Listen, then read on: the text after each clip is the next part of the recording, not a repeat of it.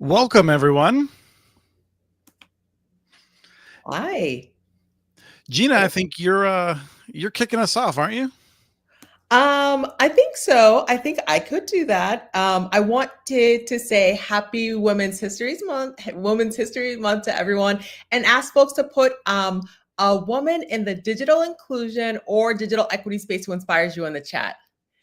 Let's get some, or if you have any good like books about women who inspire you. Hi, Isaac. Sorry, I'm getting acclimated to the screen right now, so. Welcome. You'll find that it's much easier than I make it look. Okay. We'll keep an eye on the chat to see how what people are putting into it. I'm excited to be here again. Gina is co-hosting for the first time. We'll get to that in a second. Building for Digital Equity is an educational series. We do these live streams 4 times a year.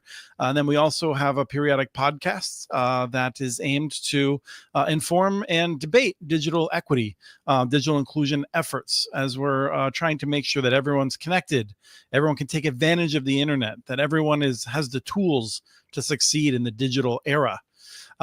Gina is our new co-host, so wonderful to have you on board.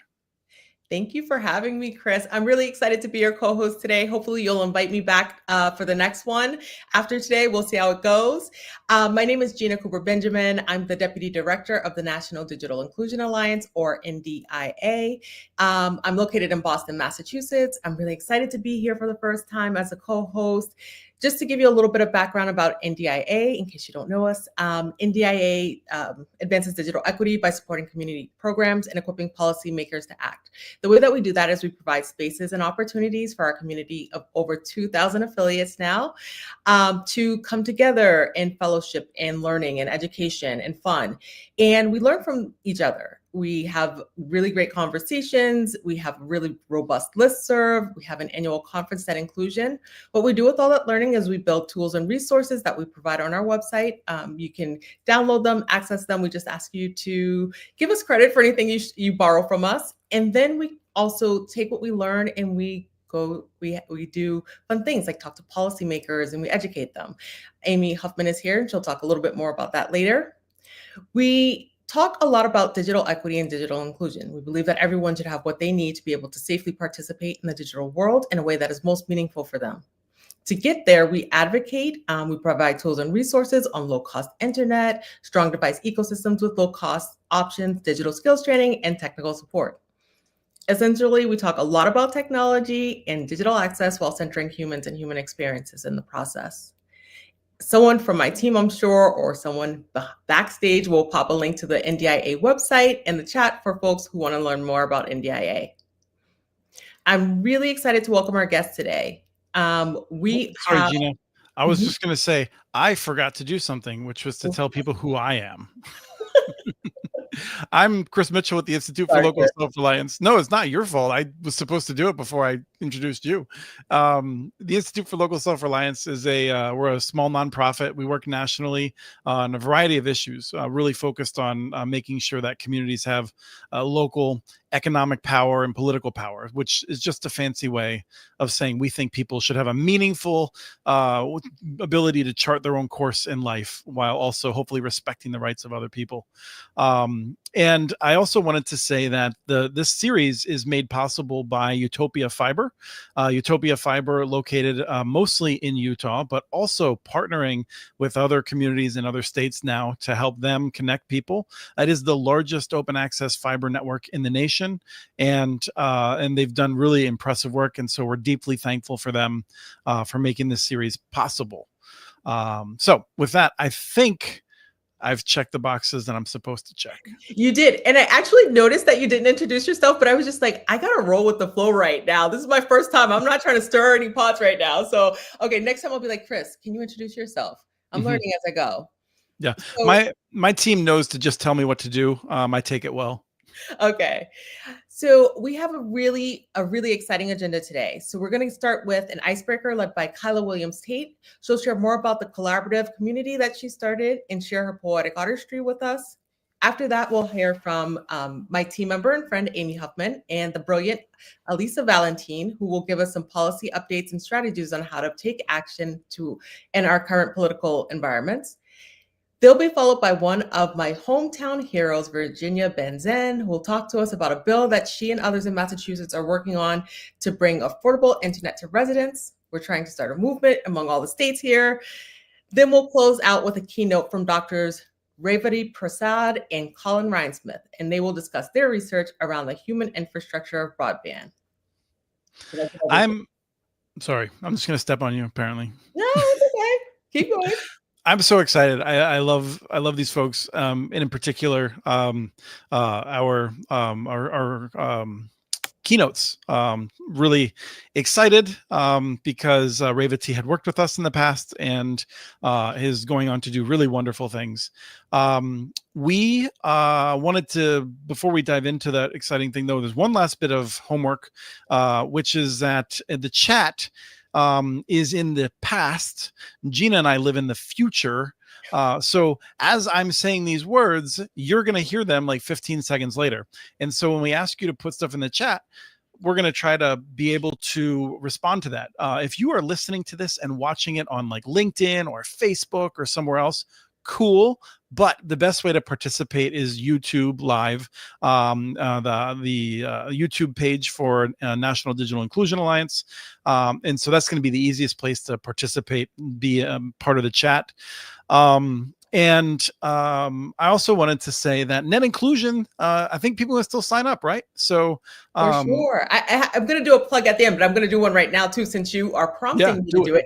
Net Inclusion is NDIA's annual conference. We bring together thought leaders like yourselves across the country to discuss everything digital inclusion related. We have topics like AI, youth voice conversations on digital skills, conversations on digital navigators, coalitions, you name it, we got it. Regular registration closes March 31st. That's coming up real quick. And late registration opens April 1st, at which time registration prices will go up. So please try to register before March 31st. I'm going to do that again at the end too, Chris. FYI. Okay. I'm looking forward to it. Who do we got up first? We have up first the multi-hyphenate, Kyla Williams-Tate. Kyla is the Marjorie and Charles Benton Opportunity Fund Fellow and Collaborative Community Founder. Heavy on the art. The collaborative community is where creativity connects, inclusion inspires, and art unites. Kyla, I've been fortunate to hear you perform at another virtual event in the past, and I'm excited to listen to what you've prepared for today. Can you kick us off? Thank you. Good afternoon, everyone. Thank you to the Community Broadband Networks, the Institute for Local Self-Reliance, and the National Digital Inclusion Alliance for the invitation. The poem I'm about to share, For Those Yet Connected, is a tribute to unity, resilience, and the fight for digital equity. It's inspired by those who tirelessly work to break barriers, ensuring that no one is left behind in our increasingly digital world. We stand here, not as scattered voices, but as a woven chorus, a fabric stitched with purpose, each thread holding stories of struggle and hope. You know why you began this. You remember the faces, the unreachable behind barriers made of code, cost, and neglect. You remember how you broke them down piece by piece, brick by stubborn brick. Yet, listen. The wind carries whispers of division, lies sharpened into spears, crafted to pierce our resolve. They want you to forget. Forget the children waiting for a connection. Forget the elders searching for dignity in a digital world. Forget the hands we once clasped together, vowing to build bridges and tear down the walls. But we will not forget. Not today, not tomorrow. Not when the path grows steep and the shadows lengthen. Stand. Even when your knees quake, stand. Even when the world tells you to sit down, stand for the ones who cannot. Stand against those who weaponize what we forged for justice. Stand and shout until the falsehoods crumble under the weight of truth as it presses the air from their lies. We are the architects of access, the keepers of a promise that no one, and I mean no one, will be left behind. Do not go silent. Lift your voice loud enough to carry across the chasm of fear and doubt. Tell the stories of triumph because they need to know. There is power in persistence. Tell the stories of challenge because in each crack lies the seed of change. We resist, not to survive, but to thrive. We choose one another unflinchingly, unapologetically, a bond forged not in convenience, but of conviction. And yes, it will get hard. It will test us in ways we do not yet understand. But remember, we have already begun to rewrite the ending. So step back. See the broad strokes of what we've sketched together, a future better than the past dared dream. This is not their story. It's our story. It always was. Now tell me, are you with me? And that's the piece. Please give a thumbs up or comment in the chat if you are with me. We are fighting the good fight for digital equity. So thank you for taking the time to listen to me today. Before I close, I want to share something exciting. I've launched an initiative called the Collaborative Community, a space for performing literary, visual, and mixed media artists who are passionate about digital inclusion, equity, and opportunity. It's a platform to connect, collaborate on projects, and amplify your creative voice on the local and global stages. I'll be dropping the website and link to the interest form in the chat. So if this community resonates with you, I would love for you to join. And then speaking of Net Inclusion 2025, I'll be hosting a session titled Voices of Digital Inclusion, a creative showcase of art, music, and words. We're recruiting participants to share their art. And of course, everyone is welcome to attend. So thank you again. And I hope you'll continue standing for connection and creativity. See you soon. Thank you, Kyla. Do you mind hanging out for 1 second with us? I'm going to start my fight by fighting back these tears. My gosh, I It was am very like so touching. moved. Yes. Yes. Oh gosh. Okay. I still have like some goosebumps. I'm trying to get rid of them. Yes. Okay. Do we have questions? I know we have at least one question that we had when someone registered that I'd like for you to answer. Okay. I would just, Kyla, something that resonated with me, and I hope that people will put something that resonated with them in the chat. We've got a lot of hearts, fire, thumbs up. When you said we choose each other, that's the part that really hit home, I feel like. Yeah, absolutely. This is a time where we don't feel like we have a lot of options, but the option to choose each other and move forward together, linked, being even more deeply collaborative in our opportunities, sharing more of our stories, being a safe space for some tears and maybe just some questions and some doubts about what the future holds for this work. We are a strong and mighty community, and I really want us to be encouraged to really cleave to each other. I feel like that is a way that we can help to continue to be impactful in the spaces yet among such uncertainty. Yeah, I would also say the shaking knees, it resonates because like you don't always see it in people that you see standing up and you feel like are stronger than you, but it feels like it it's really there. But I'll sit here and hit all the things that I loved about that work, but I want to ask you what inspired collaborative? So collaborative was really inspired because I am an artist. I, singer, songwriter, poetry. This is kind of like, my passion space. And I know that there are others in our digital inclusion, digital equity, digital opportunity spaces that also are talented artists or art enthusiasts or just love being in that creative space. And I just wanted to create a community. There's a lot of communities around there that we can connect with, but there was nothing that I thought was specific to like merging art and technology, and wanted to really just do my part, my little part, to create a space for us to gather, to share art, and to continue to transform our communities using our collective voices. And so the inspiration really came as a call to action, you know, from the divine and from the community. Like, I just wanted to do something. Again, not having clear direction of what to do. I just wanted to do something that I felt was in my power to do. And so far, I think it's gaining traction, and certainly more people are interested and participating. We had our first informational last week and had great conversations. So you'll be able to see that webinar and participate if you want to. Like, we welcome you. We're building community, you know, one person at a time, one heart at a time, one art at a time, one piece of art at a time. Gina, I don't want to cut off without you having a chance to respond. You got any closing comments? I don't. I am on the verge of fighting tears now. So thank you, Kyla, for this morning cry. Could you, in the chat, could you link to the collaborative website? Yes, I will do that now. Yes. Okay. Wanted to start off a little lighter today. And here I Thank you so much, Kyla. Yeah. I look forward to seeing you in Net Inclusion. Thank you so much. Wow, I'm like beyond moved right now.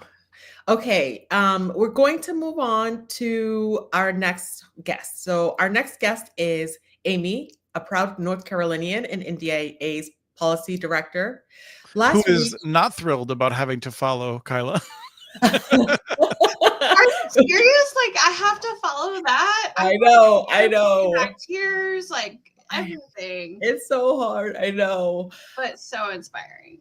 So Amy, last week you went to DC for a Hill Day with some NDIA team members and some NDIA community members. Can you tell us more like about what that was like, what the climate's like down there? Like, what comes next? How do you feel? Yeah, so let me actually kind of flip it, if you don't mind, and talk about like why we were there. And next time I'm bringing Kyla, because goodness gracious, like that might, having her speak in front of a hearing might change everything. Good, who knows?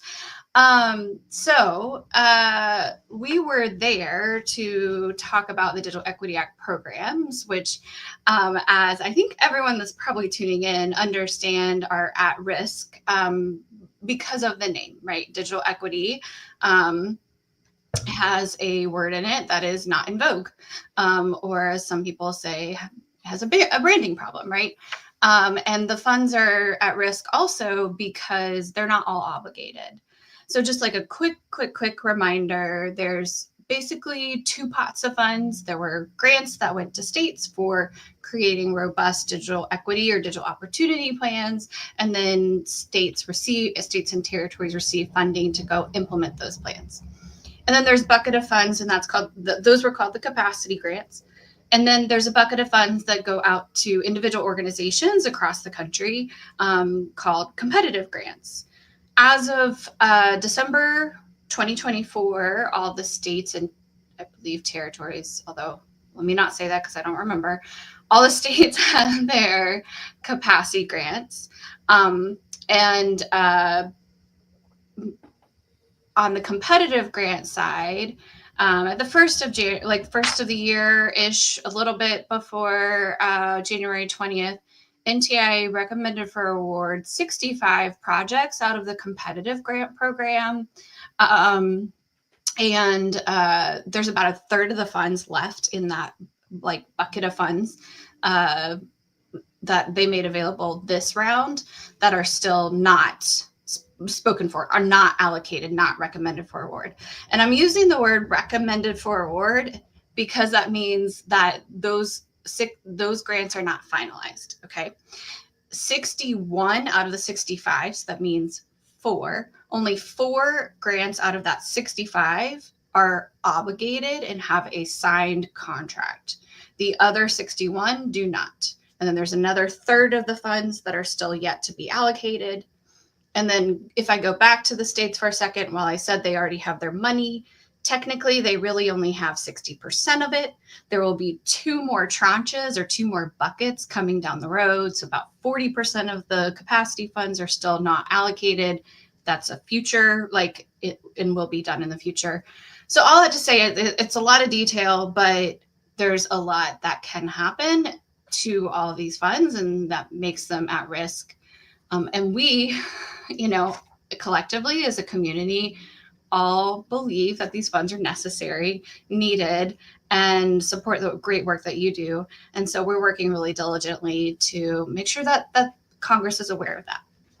And so a big part of that strategy was going to DC last week, and we brought 22 people from across the country. We had a lot of really great partners. One of whom you're about to hear from, Elisa Valentine from Public Knowledge. We had Public Knowledge and Open Technology Institute and Free Press and Media Justice and several other partners who came alongside us and supported us in this and walked, like literally walked the halls of Congress with our folks. A couple like exciting things. We had over 60 meetings, which is a lot. Like that's really great, with representatives from over 16 states. We got to sit in on a live hearing that was happening on broadband with the House Energy and Commerce Committee, which is the committee that oversees technology and telecom and broadband and digital equity issues. And so got to sit in on that hearing. Some of the folks we brought with us, like their representatives, like members of Congress, were on that committee and asking questions. So it was exciting. I will say overall, well, number one, the Hill buildings were the busiest I've ever seen them. Lines wrapped around the door outside. So clearly we weren't the only ones thinking that we needed to go talk to our members of Congress. Which is exciting. It's exciting that we're seeing people take part in the democratic process. And part of that democratic process is educating your members of Congress to make sure they understand about the work that you do, right? And so I think what was really exciting is we were warmly received. We talked about the work beneath the words. And I say that intentionally because we talked a lot about how digital navigators help get seniors devices when they don't have any, or about how some programs really focus in on making sure people can get access to their doctor via telehealth, right? We gave real life examples about the work in the communities. And so that when those members are seeing Digital Equity Act pop up as something that might be cut or just might be changed by the administration, that they know what that work looks like in their communities, and there's a human face to it, right? And I'll say we actually had good reception across the aisle, right?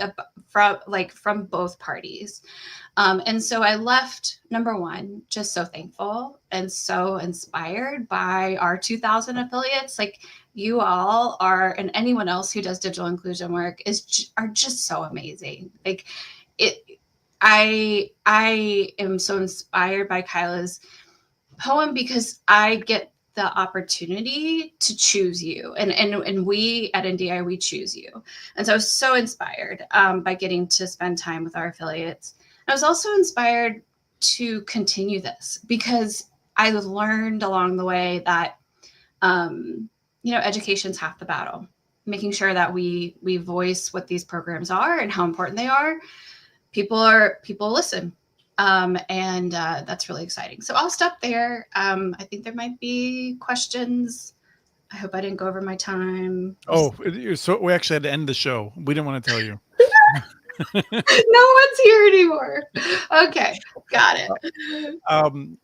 Thank you for that. There was a question in the chat that I just wanted to do a quick response on, which was asking about BEAD dollars and where they're going. And so for the infrastructure dollars, we don't actually know yet, but the signs suggest that they're being spread around a lot of different internet service providers. There's uncertainty with that program as well. So with a lot of this stuff, we don't know.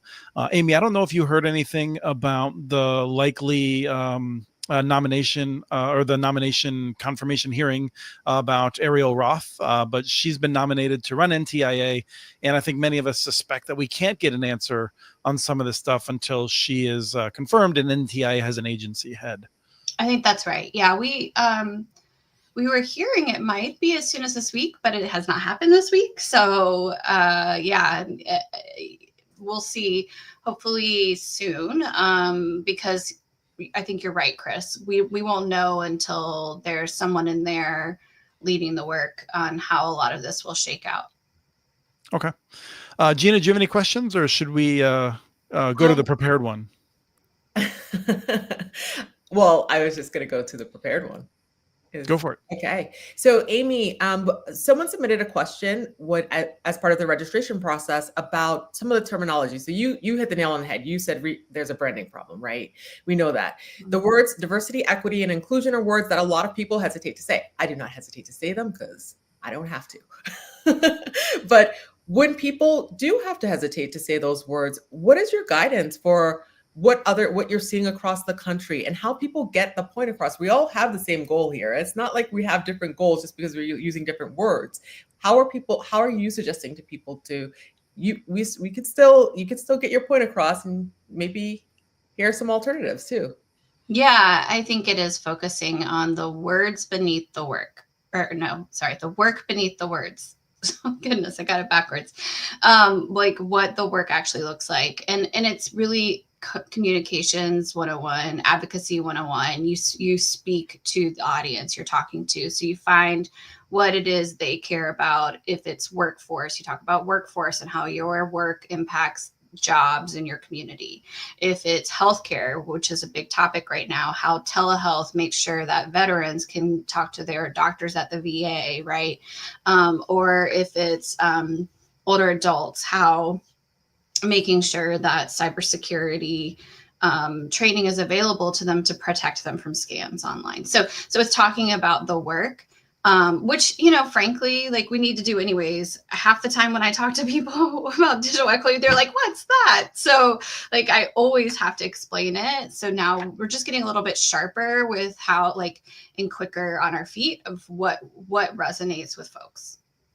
Yeah. If I could suggest, and you can let me know if I'm way off base here. It's never happened before, so it would be a surprise. But when I'm having a conversation with someone and it's not going well sometimes, and I'm not finding the right words, I find it can be helpful to go back to a discussion I had or a place that I was, and to relate what I learned from that, and to say, rather than talking about what digital equity is, to say, I, as a digital navigator, I met this person and we talked about this thing and we helped them to resolve this problem. And now that person was better able to succeed in life. They were able to go on and accomplish new tasks, get better employment, or, something like that. That is something that resonates with just about anyone without triggering some of the feelings that certain words might.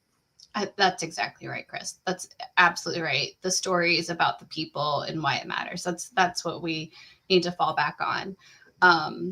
We can call it digital opportunity, digital access, whatever people want to call it. I would say, just like from my limited meetings with members, they're they see past that. So we just address the elephant in the room. Like, we understand Digital Equity Act words are challenging, but let us tell you why these programs matter, and point it to the humans that do the work. Thank you, Amy. Thank you for sharing that. Thank you for going to DC and having those conversations. And it's wonderful to know that you're out there. Yeah. Thank you. Good to see y'all. Absolutely. Gina's about to describe the person who's either the single best or second best, depending on your position, export from the wonderful community of Tifton, Georgia. And some of you know the inside joke that comes from that. Go ahead, Gina. Thank you, Chris. Next up, we have Elisa Valentine. Elisa is a travel content creator. I'll have to talk to you about that later. And broadband policy director at Public Knowledge, where she focuses on ensuring all consumers have access to affordable, reliable broadband. Elisa is here to reassure us that our anxieties, some of these things we're experiencing now, they're pretty well placed. But she's also going to share some strategies for how we can redirect some of that energy. So Elisa, can you take us away? Yeah, sure. Thank you so much for having me. First, thank you to Institute for Local Self-Reliance and also National Digital Inclusion Alliance. So excited to be here today. And I should say that I'm a travel content creator wannabe. Okay, that's the goal, right? After I'm done with policy, that's what I'm going to be doing. But my name is Elisa Valentine. Again, I'm Broadband Policy Director at Public Knowledge. We're a consumer advocacy organization based in Washington, D.C., working on a range of tech and telecom policy issues, but including but not limited to closing the digital divide as it relates to broadband access, broadband adoption, and broadband affordability. So I really just want to build on what Amy discussed regarding the recent Hill Days hosted by NDIA last week and provide some quick tips on how to effectively engage with elected officials concerning Saving a Digital Equity Act funding, which, as Amy described, is currently experiencing a pause, prioritizing affordability in any effort to close digital divide, particularly because the Affordable Connectivity Program that you all know connected 23 million households no longer exists because Congress did not refund it. Okay, it's very much so their fault, right? And it's because there was a lack of political will. And also making sure that we're urging policymakers to ensure that the networks that are built in unserved and underserved communities are resilient. So Gina from NDIA and our producer, Jordan from Tifton, Georgia, he asked, you all asked that I talk to you about some quick tips when you're in advocacy meetings, who to talk to, how to approach them, what to do in a meeting, and also how to follow up. So first, who to talk to. It's important to know whether your member of Congress or senator sits on a committee that oversees these issues. You just heard Amy talk about that. We like to call them the committees of jurisdiction. Those key committees are House Energy and Commerce Committee, and then the Senate Commerce, Science, and Transportation Committee. If your representative is on one of those committees, that's an added advantage because they work on these issues daily and they have oversight over agencies like the Federal Communications Commission and like the National Telecommunications and Information Administration, right? Those are the expert agencies on broadband policy. That said, even if your elected official is not on one of those committees, you should still reach out to them, right? Every member of Congress has staffers who handle telecom issues, and they're engaging with those issues on a daily basis. Now, they have huge portfolios, so they might be also engaging on issues related to, wildlife and fishing, and also telecom might be in their portfolio. So as it relates to, how to kind of approach these folks, it's really, really important that you reach out to folks by phone. I know maybe people who are, Gen Z may be rolling their eyes at me by saying that right now, but reach out to them by phone. Call the office, ask to speak to the staffer who handles telecom issues. Then don't just say telecom, say telecom, broadband, digital divide issues, right? Because you don't know what people don't know. Some voicemails may be full right now. We're hearing that on the Hill, but persistence is key. Then send an email. Keep it concise but informative. 2 paragraphs are usually enough.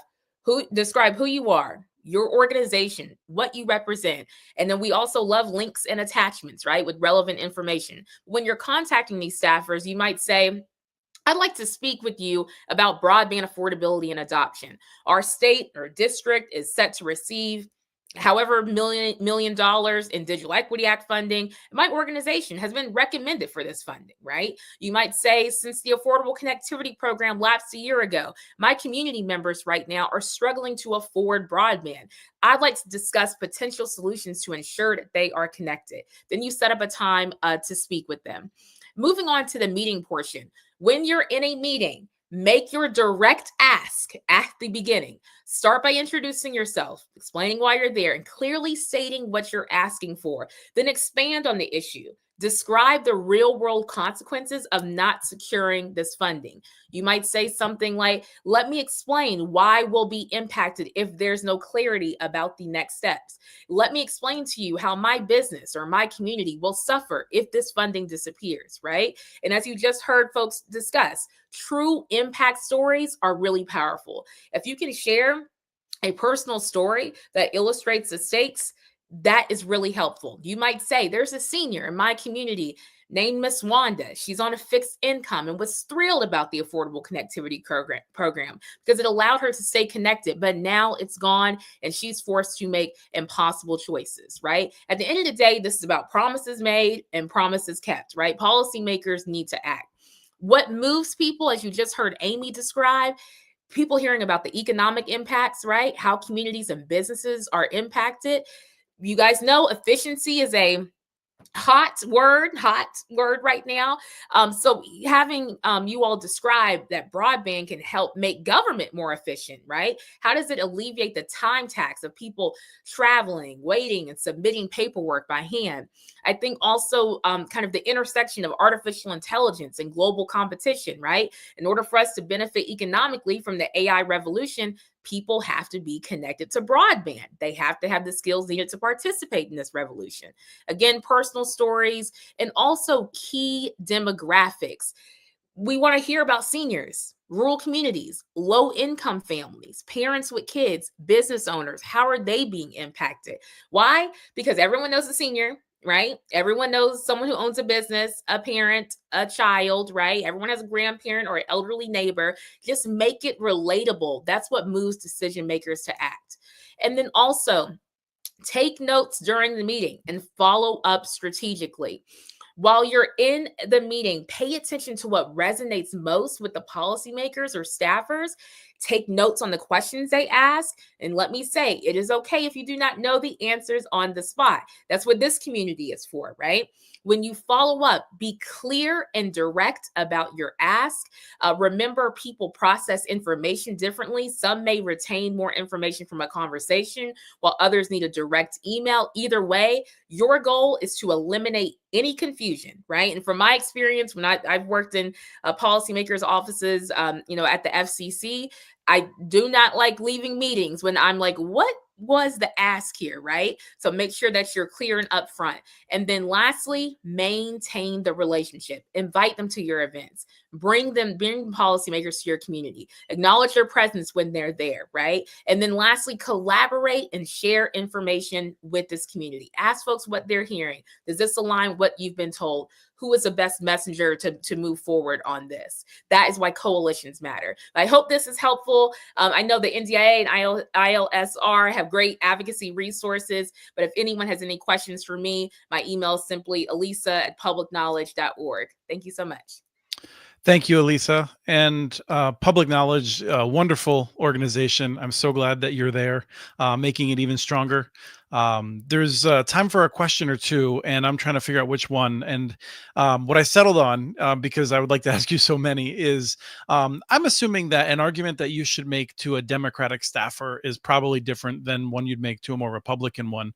We're going to share a link to a really great study from the Brattle Group, I think the name is, about how the ACP actually paid for itself. I find it very persuasive. I don't know if more conservative members of Congress would find it as persuasive. Can you just give us a sense of like, what is an argument to use and what is one maybe that will not resonate as well with the conservative folks in the Hill right now? I'll tell you the conversations I've been having with Republican offices on the Hill. I remind them of who the lead co-sponsor was for refunding the Affordable Connectivity Program, which is the now Vice President J.D. Vance. Right. That is what I remind them of. Right. And I also, remind them of the fact that the folks in red states were signing up for ACP, even more so, right, than folks in blue states. Just remind them of that data. Data also moves people, right? And then again, just reminding them of the connections between the Affordable Connectivity Program, BEAD, and Digital Equity Act, and how they were, all passed in the infrastructure law because they were all meant to work together. And I think that, when it comes to a lot of people too, having the conversation about like, okay, if you have these small broadband providers that are building out these more remote areas, people have to be able to afford it, right? Or else you're just going to have a network that's just there. So those types of things I think are really resonating with the offices that I've been talking to on the Hill. We did hear some questions along those lines, and I agree with you. I think there's concerns about just telling rural ISPs they have to figure it out on their own. There needs to be some kind of federal resource. But Gina, did you have a last question before we kick Elisa out, unfortunately?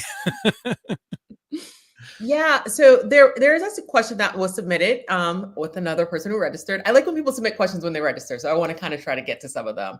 And it is speaking to that the rural aspect, but specifically some of the BEAD stuff, Elisa. So I will ask, how do we address the low cost option requirement in BEAD for rural areas of persistent poverty? That is a question I've heard asked in different ways too, and different conversations. So, and then a question about the expected timeline for BEAD, if you have that available. I don't know, because everything is made up right now. That's how it feels to me, right? But what I would say, it's important. I know I was kind of talking about, on the federal level, talking to your members of Congress, talking to senators.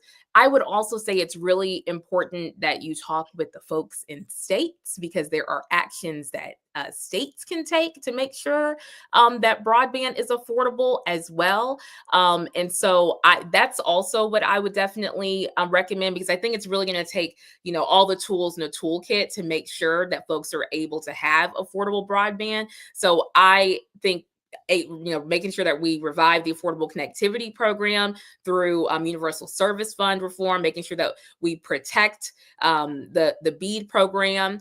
I think that's really important. And then again, building those relationships with folks in those state offices, I think that's going to be really important in this fight ahead. Thank you, Lisa. Thanks, Elisa. Nice to have you. Okay, Chris, before we introduce our next guest, I have a trivia question for everyone. Okay. All right. I'm looking forward to it. Okay. Wait, I know this one. Go ahead.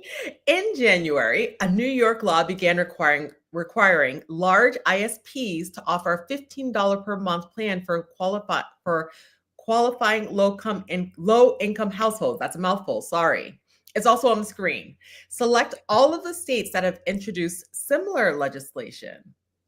And because we're running a little bit behind, we're gonna run right into it and explain what it is and move on to the next guest. Okay, got it. But I do want to say that the answers are A, C, and E: California, Massachusetts, Vermont, and we'll see if other states get on it. It's a good time to start planning ahead for next year, even, and working, if you're interested in this sort of thing, to be working over the summer and fall to prepare your legislature for the next year. But we are going to, and I don't want to be disrespectful, I would like to talk about some of the great points Elisa had, but we are going to move on to the next guest. That happens sometimes. I think people understand we're running just a little bit behind, but thank you, Elisa, for joining. Speaking of Massachusetts, though, Virginia Benzen is joining us. Like myself, Virginia is a proud Bostonian and the director of racial justice advocacy at the Mass Law Reform Institute and new leadership of the Massachusetts Digital Equity Coalition. I first met Virginia over coffee at the Dudley Cafe when she was working to sign community members up for their Affordable Connectivity Program. And now she's working with a group of community members across the state to create a broadband service for low-income consumers. Virginia, can you share more about the bill that you are working on with us and how it all came together?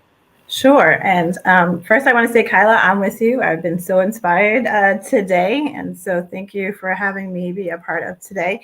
MLRI, or Mass Law Reform, is an anti-poverty policy center. And I am, as you mentioned, the director of racial justice advocacy and digital equity. As the late John Lewis said, is the civil rights movement or issue of our 21st century.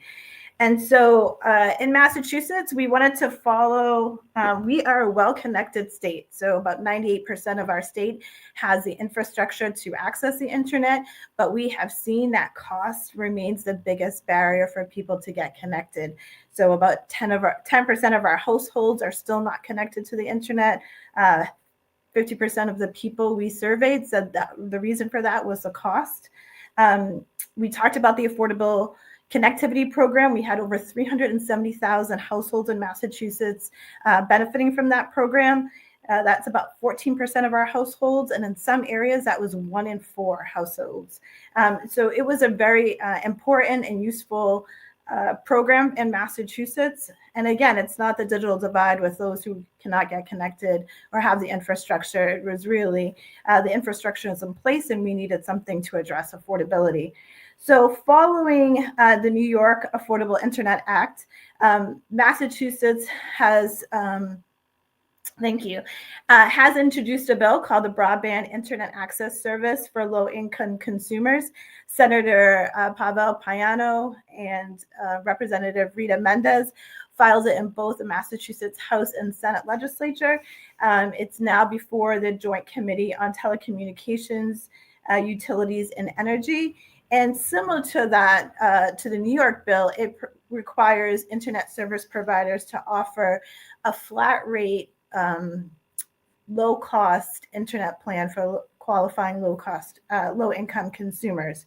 So $15 for 100 megabytes per download, which is a new federal definition of high speed, and $20 for 200 megabytes.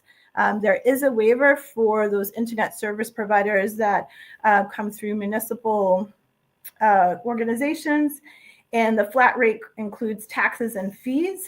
Eligibility mirrors eligibility for the ACP program, which is 200% of the federal poverty level, or participation in a federal benefits program like food stamps, or veterans benefits, or public housing.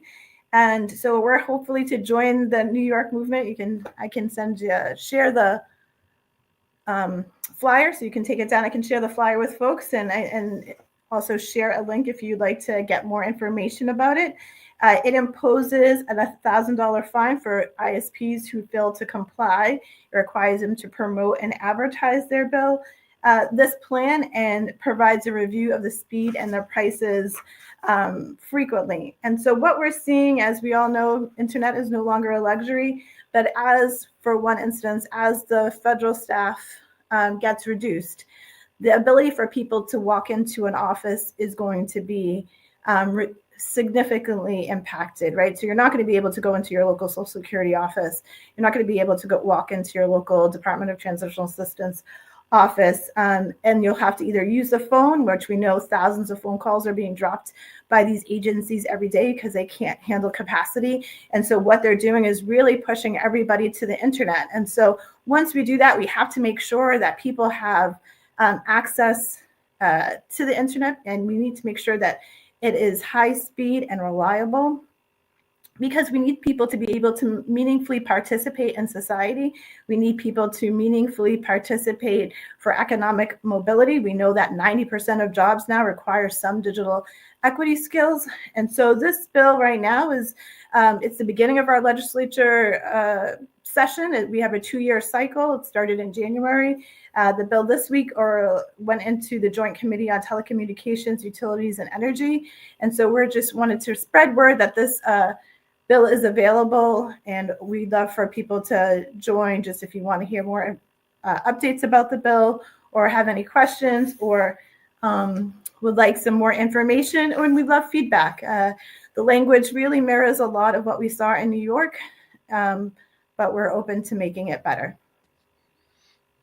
Thank you. One of the things that I'm immediately curious about is whether this is a sign of state legislatures realizing that problems with internet access are not solely reduced to rural gaps in infrastructure. Is that something that you feel like the legislature is understanding?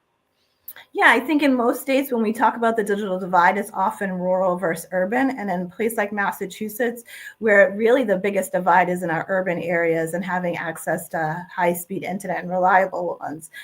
We're an old state. Our infrastructure is very old. The cement is very thick. So you needed to really think about those things when we were creating our internet structures. And when we talk about looking at people's identities, like people who are older, or who speak different language or have disabilities, we want to be very careful that those aren't the barriers. The barriers are those people were not considered at the onset of these programs. And so I think now, as we're really seeing the impact of the internet and how people are using it and how powerful and transformational it is, and seeing that in a state where we have technology, we're the state of technology. We're up there, right? Everybody is pretty well advanced. And even that in a state like Massachusetts, we're still lagging behind and closing that divide. Gina, I'll keep talking if you don't want to unmute No, yourself. okay, I do have a question. So I do have a question. So Virginia, Sure. I already know all the things. And so I want to ask a question that I think may help people who are listening in if they are interested in getting something like this started in their states. I know that a lot of this work that you're doing is in collaboration with the coalition, the Mass Digital Equity Coalition. And so having the coalition play a role in this, could you explain how that came about and the importance of the coalition to like move this forward and just the role of the coalition in general in digital equity in the state? Right, that's a great question. Well, first it started off, we were at a convening, like just a panel sort of like similar to this. It was a bigger convening that our state digital kind of partners called MBIA held. And one of the questions, because I do advocacy, was, you know, what can we do at the state level? If we see that the federal government is not going to take this up, what can we do at the state level? And that was a question posed to me. And I said, what would you guys like to do? Like, what do you know, we need to hear from folks. And so after that, we came up with the idea of like looking at New York and seeing where that was going to do, what was happening with them. And when the Supreme Court failed to review that case, we're like, it's a go, let's do it. Let's just follow their lead, even though we're from Massachusetts and we don't like to follow anything New York does. We were happy in this instance to do that. And so one thing is that it really, we're still trying to figure out our coalition. It's now being moved under my leadership. So right now it's really just about spreading the word about the bill. I think it's very confusing times about what people can do, especially with lobbying. And it's really just a resource for information right now, helping us decide on sort of language and important issues. We know we need more consumer protections, for instance, in this bill. So that's really where the coalition is. But you really need to talk to more folks, and it's really just communication and collaboration and offering that space.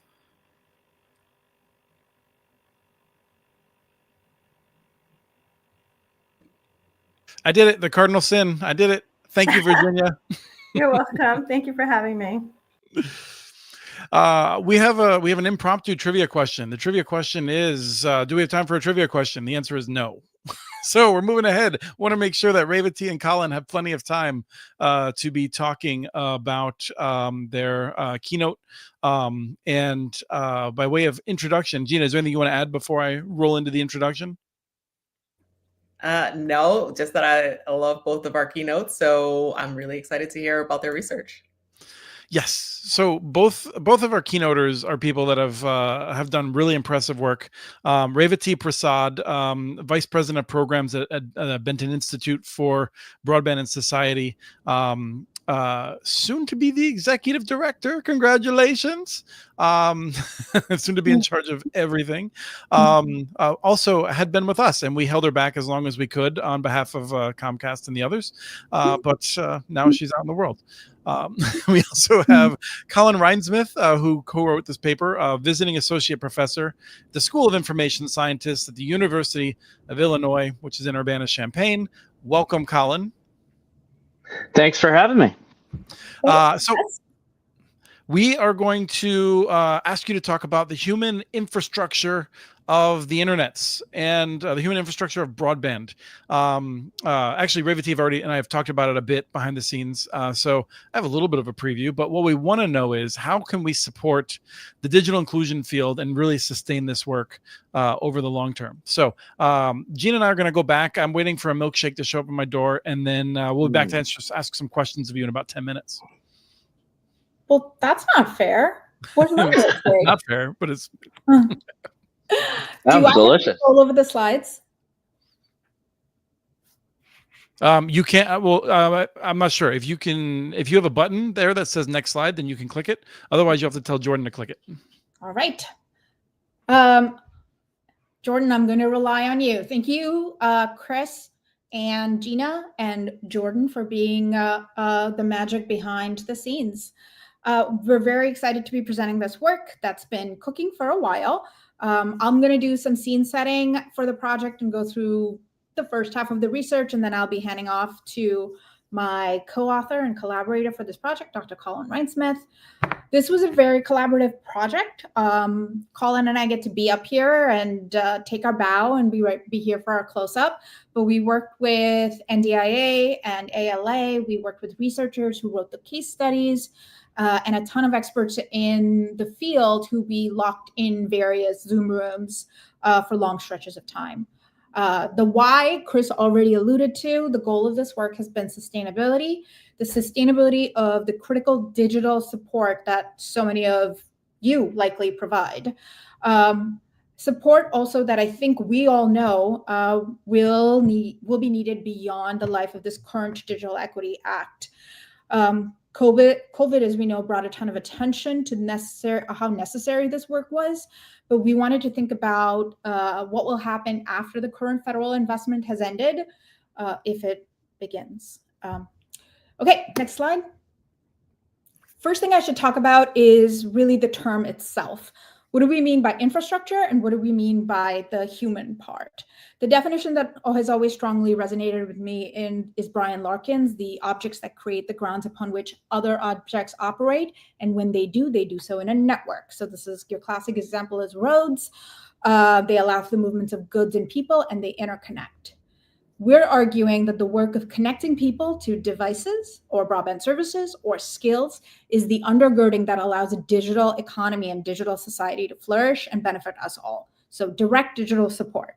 And like roads or other infrastructure, we're pointing out that this work of the human infrastructure of broadband does not occur in isolation, but rather as part of a larger digital inclusion ecosystem. Part of calling the work infrastructure is branding. Other scholars have proposed the idea of community infrastructure and social infrastructure, and we're taking a page out of their book to underscore the critical importance of this work. Fiber is just glass on the ground if you can't connect to it or use it. And I stole that from Chris Ali, Dr. Chris Ali, who you might know. And we also really wanted to reiterate that this work is deeply and profoundly human. It requires patience to explain and perhaps explain again how to do something that might have become second nature to us, the humility to know that evolving technologies can leave us behind as well. It's complex work, not just because demonstrating someone's eligibility for subsidized broadband can be a Byzantine process, but it also has a deeply affective component. I think every digital navigator worth their salt will tell you shame, fear, anxiety, excitement, pride, they're all part and parcel of this work. So that's sort of the preamble. What do we actually do? Next slide, please. We did this project in phases. The first thing we did was reflected in the first report that we released was to do a look back, a look around, and then begin a process of looking ahead. So we put together the historical overview of how the concepts of universal access and digital divide have sort of progressed in conjunction with technology itself. And then we conducted a landscape assessment of the ongoing work in the field. We did a survey, we worked with NDIA's digital navigator inventory, and we put together a database of 250 plus programs. We analyzed these 250 programs to sort of produce a taxonomy of the different kind of programs that are happening in the field right now. Next slide. Our taxonomy basically includes three groups. We have the core, complementary, and coalition. And it hinges on the difference between them is how does direct digital support fit into their mission. So for the core category, we're saying digital equity is the center of their work, right? They focus first and foremost on information services or digital equity services. So here's libraries or nonprofits that are solely or primarily focused on digital equity. In the complementary category, we include organizations that have a wider mission but have added digital equity work because they understand that digital equity will help them serve their broader mission. So a healthcare organization that recognizes that you need to get people online if they're going to be able to use telehealth services. Excuse me. And we also found important to highlight coalitions.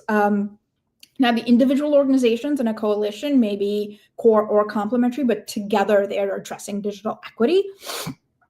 And they're critical for advocacy, agenda setting, resource sharing, and sort of disseminating learnings in the field. Next slide.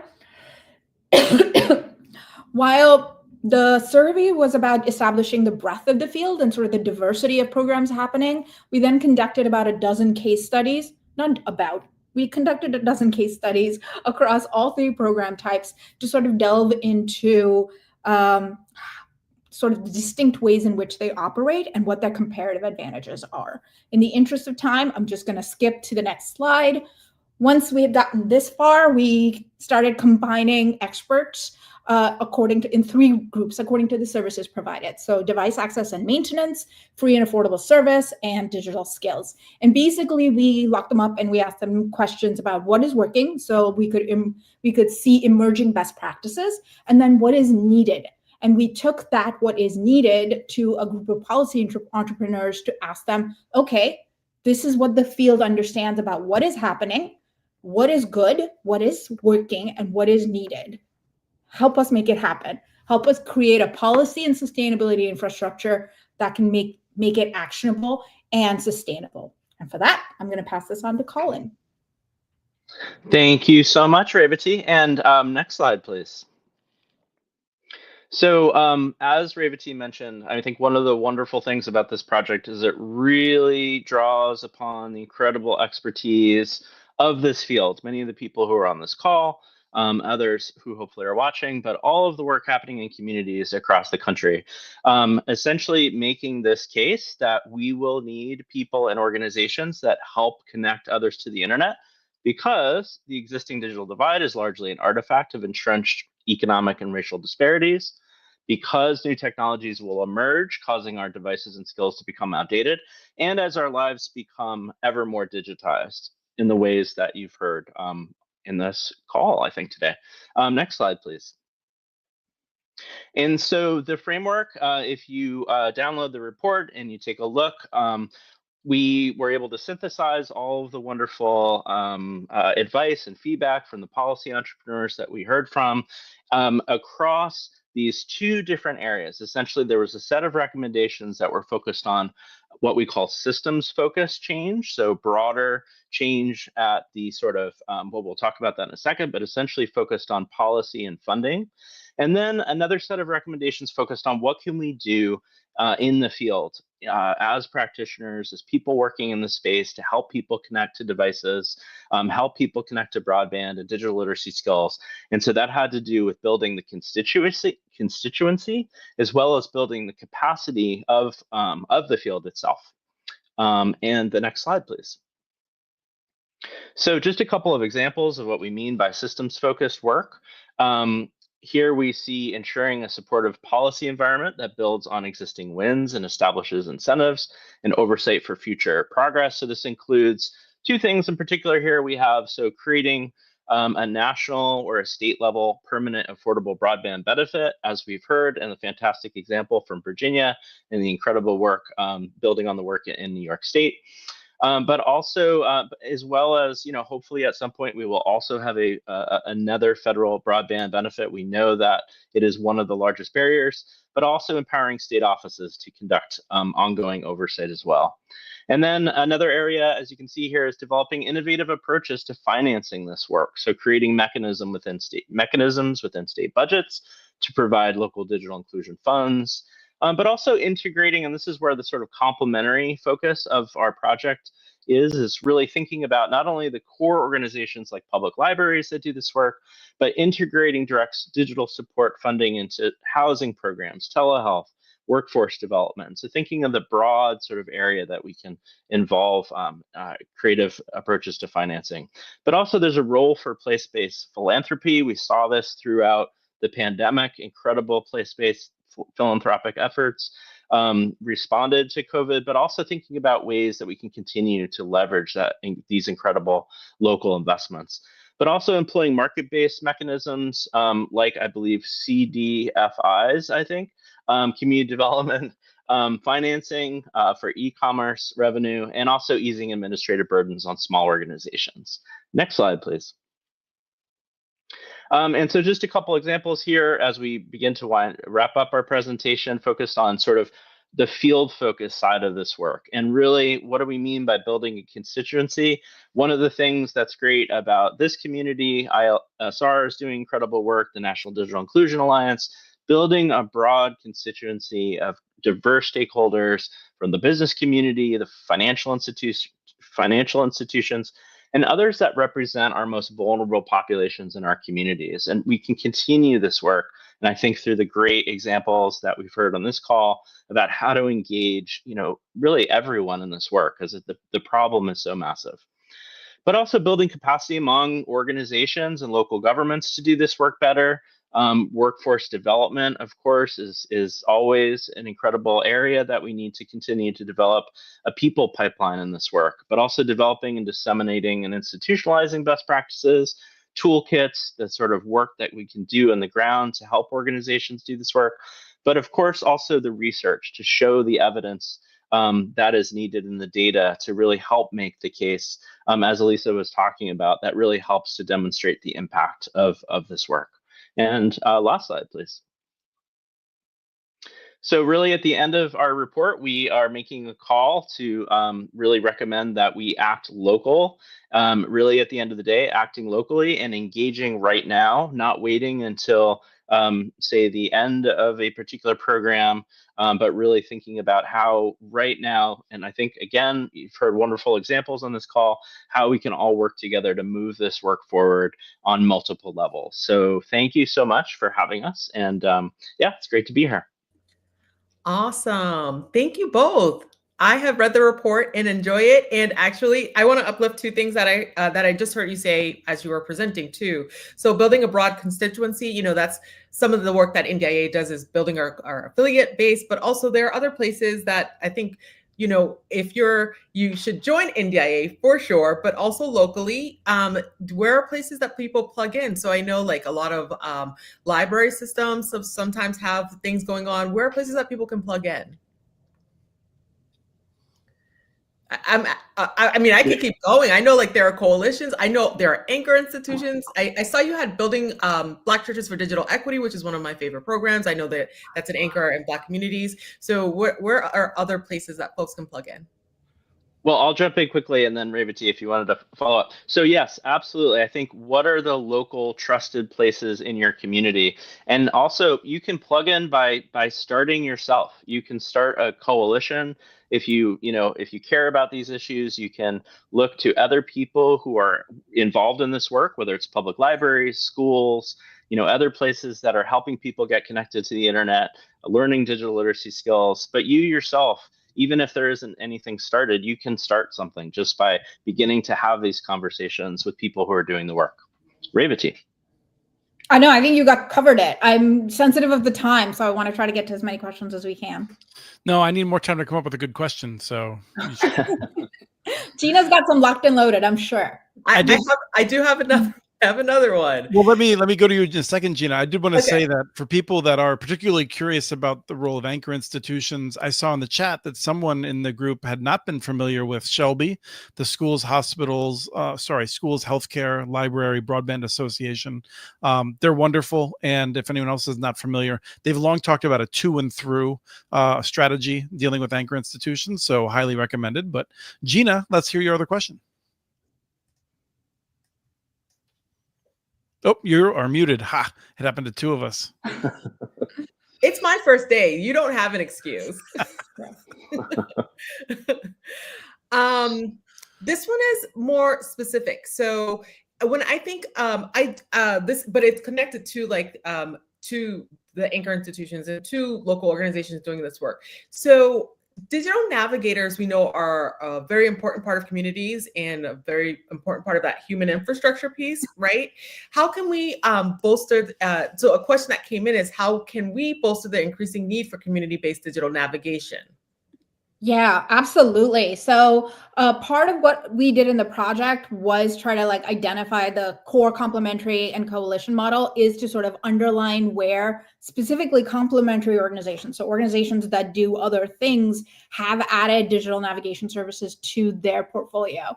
And part of the sustainability framework that underscores the need for building a constituency is to do exactly what the question is getting to as well. That we have to make the argument that the human infrastructure of broadband is also the human infrastructure of telehealth. It's also the human infrastructure of education. It's also the human infrastructure of like affordable housing. So you are not going to be able to get access to services that are increasingly being pushed online without having the kinds of work that digital navigators are currently doing in communities across the country.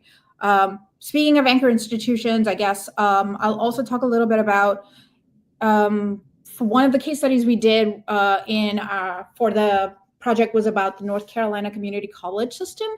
And what we learned across complementary ones is that each kind of model has its own particular advantages. So for complementary organizations, they are really, really great for this work because they're coming in with both like an existing resource base and existing personal relationships. So very much that people already know about the healthcare organization in their community. People already know the community college, et cetera. The downside that I think we should talk about is also that because you're going to need additional resources and expertise to do this work. So that needs to be planned for in a more substantive way. And that's kind of what we're trying to get to with the sustainability framework. Because the worry is if it's not core to your mission in the case of funding challenges, is that the work you drop first? And we want to make sure that that is not the outcome that we end up with. And partnerships for complementary organizations are also particularly essential. So I think that the North Carolina example, they talk about forming partnerships with community-based organizations. So it's what do they call it? Bringing class to the community, right? Something like that. And it's important how like nonprofits will provide space and will introduce you to other people that already trust that organization. Trust is like essential. And one of the things that came up a lot was how the loss of ACP has sort of violated the trust of people in our broader community because we told them that this was a service for them and now we took it away. First, we convinced them to sign up, and then we just took it away from them.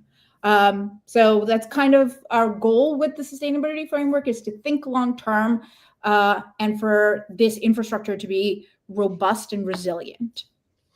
Thank you. That reminds me of the way that you ended with the last slide and bringing it back there. Something that I feel that some legislatures still don't get, which is that this is permanent. This is going to be an ongoing thing. We still have to figure out electrification, and managing that system in different ways over the decades, but it doesn't go away. It's really important. Thank you both for taking the time to do that research and to share it with us. Thank you so much. And we encourage everyone else to read the report. It's great. Okay, Chris, we made it. I'm pretty sure that was the cat from Men in Black. On Colin's desk there that Revati was getting allergic to. So cool. That was pretty cool. As we're wrapping up, Gina, I did want to say that one of the things that I'd like to have a little comment here at the end. Which makes me feel better, is that I think sometimes people have this sense of like things are really hard and it's because humans are bad. And I have a different perspective, which is just that like, depending on your faith, you may have different opinions. But when I look around the world, I see that the world itself is kind of uncaring. And I look at the fact that there is justice anywhere is generally a result of human activities. And we create the ideas of justice. And at times we then go back on them. And I think that there's a lot of hope in recognizing that when we do step back, we can step forward again. We can step forward more strongly. And people like this that are taking time to attend, to be inspired by Kyla, are a really big part of that. The other thing that I wanted to say is that we never give people enough time. That is by design. Like we're trying to expose people to more ideas. And so if you're sitting here being like, oh, I really want to hear more from Elisa, I want to hear more from Virginia, I want to hear more from all these people. Yeah, we're with you. But trying to keep a show to just 75 minutes, we're not even limited to 60. We try to go for 75. It's still tight. So no disrespect to those folks. They're so good. I would like to share a few words before we break too. So I just want to remind people what Kyla said. There's power in persistence. Continue to stand up, continue to fight, but also continue to celebrate your own personal and professional wins. I know it's hard right now, but find bright spots in your communities, enjoying your lives. One of the things I would also like to remind people of, join NDIA, please. Someone drop the link again. That would be nice. Also register for net inclusion before March 31st so you don't get charged those late registration rates. We have a survey. Would love for people to give us thoughts on how this went, how we can do it better. Very much appreciate people that are able to do that. And I would like to say, Gina, you're wonderful to work with. We had a little panic attack there with your internet connection, but it's been perfect. Yeah, it was meant to be. Yeah, so I hope that your family hasn't been, like stuck in the back in the Stone Age because of this. Yes, my husband did have to take his work downstairs. So that's fine. One thing we didn't do, we didn't thank all of our guests today. So thank you to Kyla, thank you to Elisa, thank you Amy, thank you Ravity, thank you Virginia, thank you Colin, thank you everyone who joined us today to share more with the community. Yes, and thank you, Jordan, for producing. Jordan, also from Tifton, Georgia. I'll tell you, South Georgia is definitely punching above its weight producing those two fine folks. And Gina, it's been wonderful. I'll just say that I hope that Pamela is watching. Pamela, it was wonderful doing all those shows with you. And we miss you. Hope everything's well. And Gina, we look forward to do more shows as we move forward here. Thank you so much. See you guys next time.